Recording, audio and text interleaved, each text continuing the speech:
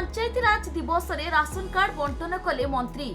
जिलार उत्तम भावे परिचालित पंचायत मानकु मध्य सहायता राशि प्रदान करा जायतिबा बेले पृष्टि पंचायत भावे डाबुगा ब्लॉक रो डंगरीगुड़ा पंचायत को चेक प्रदान करा जायछि। नवरंगपुर जिले में जातीय पंचायत राज दिवस पालन कराई कि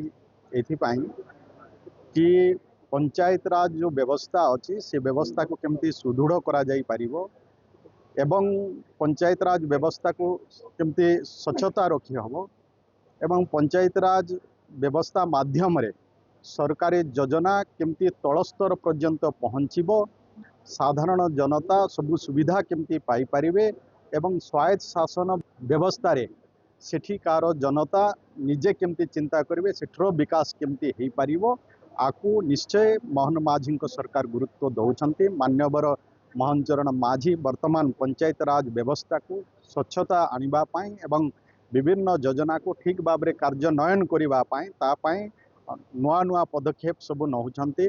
वर्तमान आज भी जो माने राशन कार्ड हिताधिकारी जो माने पाइबा को योग्य नुआ मान को से भी स्वच्छता आनिबापाई वर्तमान EKYC जो करागला आम ओडिशा राज्य रे 3,27,00,000 हिताधिकारी रही सेथिरु 3,03,00,000 हिताधिकारी EKYC जांच हो सारी पाखापाखि 93% एवं आज 6 लाख नुआ राशन कार्ड हिताधिकारी को आज राशन कार्ड बांटिबार भी व्यवस्था आज सरकार रे होती।